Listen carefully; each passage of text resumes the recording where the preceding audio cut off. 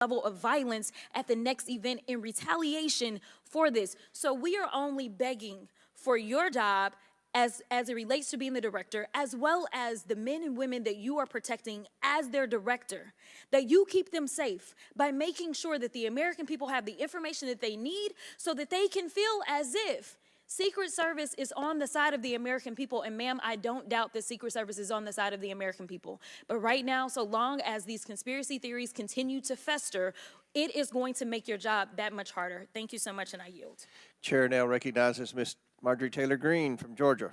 Thank you, Mr. Chairman. Ms. Cheatle, I'd like to remind you that you're under oath.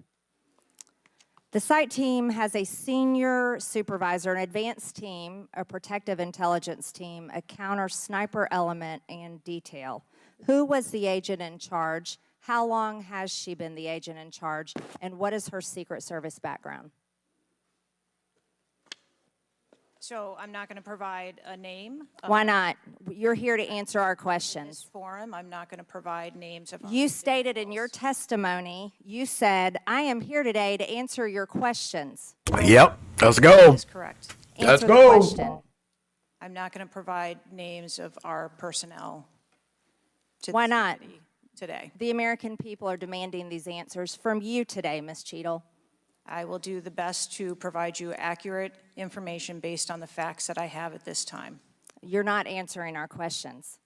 The advance element coordinates with other intel or law enforcement partners, identifies threats and weaknesses at the sites and movements. We'd like a copy of the advance report. Have you brought it here with you today? We will comply with the request for the documentation that has been requested. When will that be, Ms. Cheatle? Because you should have brought it today. I am certain that our personnel are working on obtaining all of that documentation. I don't believe you, and neither do the people watching this hearing. You're not doing well, as Mr. Moskowitz informed you. You've been sitting here for over 3 hours, and I have you know the entire country is demanding you resign and demanding that you be fired if you do not resign. Things are not going well for you. You need to answer the questions. Was there a protective intelligence team, and what technical resources were utilized for that event, specifically drone or helicopter assets?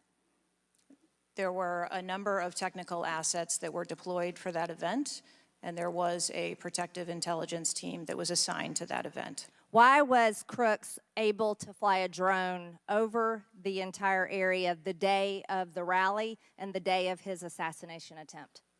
To my knowledge, he did not fly the drone over the entire area. How did he fly a drone over the area, period? Any part of the area? Again, I would have to go back and check the timeline of when that took place and when the event. Why didn't you bring the timeline with you today to answer our questions? Unprepared. It's very embarrassing. Answers on the timelines based on the criminal investigation. Were you not prepared Very today embarrassing. to answer our questions? I am prepared to answer the questions based on the information and wanted to be able to provide. Do you have a timeline that do you have a timeline at all from any of the day? I have a timeline that does not have specifics. It's like, That's what shocking. is this person here for? That is absolutely unacceptable. Look at these people That's laughing your at her. Failure at your job. Let's talk about things that are prohibited in Trump rallies. And I've been to a lot of Trump rallies. Backpacks and bags, bicycles, firearms, any type of weapon, or any other item determined to be a potential safety hazard, like a rangefinder would be one.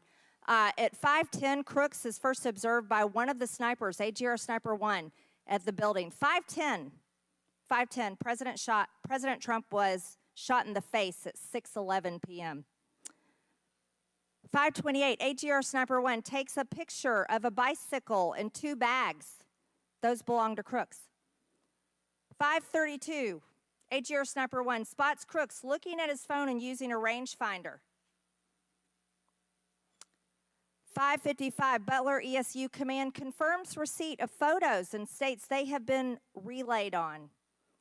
6:05 p.m., AGR Sniper 1 later communicates that Crooks is seen moving northeast in direction of Sheets and that Crooks has a backpack. 2 minutes before the shooting, while President Trump has been allowed to take the stage, people see Crooks laying on his stomach in a sniper position on the roof, and they're yelling he has a gun, and they are trying to alert law enforcement and Secret Service. Why was Crooks not shot by the snipers? Why was he allowed to be there? As soon as the individual was identified as a threat, they were... No. What do you consider to be a threat? A man with a gun laying in a sniper position, a man that had a backpack, a man that had a bicycle, a man that had a rangefinder. At what point is he determined a threat? An individual with a backpack is not a threat. An individual with a rangefinder is not a threat. What about a man laying on a building that has direct line of sight of President Trump with a gun that people are screaming and pointing out? Is that a threat, Ms. Cheatle? Once that individual was identified, they were neutralized. No, they were neutralized. Crooks was neutralized after he shot President Trump in the face, Ms. Cheatle. Is he only a threat once he fires the weapon? As soon as the counter sniper identified that individual, they were able to neutralize them. How were people in the crowd? Okay, then let's just take it this way. People under your command did not consider him to be a threat, yet people in the crowd knew he had a gun and considered him to be a threat. That means that you are a complete failure as the director of the Secret Service, that people under your command don't perceive a man laying on a roof with direct line to the president with a gun. They don't perceive that to be a threat, yet the people in the crowd do. How is that possible? That's the last question, but please answer the question, Ms. Director. I'm not certain at this time how the information from the people in the crowd was relayed to any law enforcement personnel. No, you knew, that everyone knew. The people there knew that there was a danger. They knew there was a threat to President Trump, and it was allowed to happen. Was there a stand-down order, Ms. Cheatle? Was there a conspiracy to kill President Trump? That's what I'm wondering. Absolutely not. That's what Then I'm how wondering. did this happen? And why are you still sitting here not turning in your letter of resignation? Last question, but please answer, and then I'll recognize Ms. Presley. That is what we are investigating to determine. We're waiting for your letter.